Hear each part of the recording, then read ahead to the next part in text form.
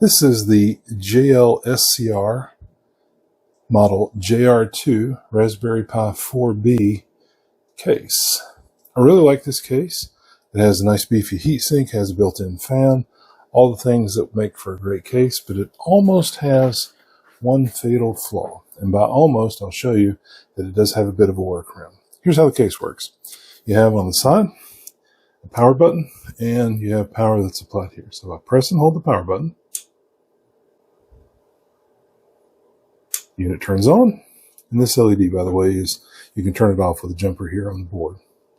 And you press it again to turn it back off. Now the problem here is that, say you have your unit running along happily, running home automation or some other process that's important to you. When you lose power, of course it goes off, and then when you reapply power, it stays off. You have to come in, find the device, physically hold the button for a few seconds to get it to come back on. Now I said that it has an almost fatal flaw because there's a workaround. If you lose power, but you have this button depressed, as soon as power is applied back, a few seconds later it comes on.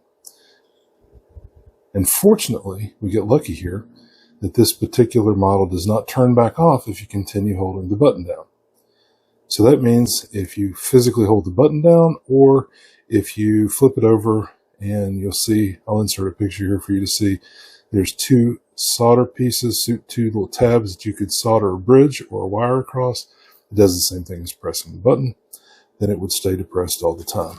And so what happens, again, if you lose power and you re-add power, you see it comes right back on. If you do the modification, highly recommend it. If you don't, it's not really recommended.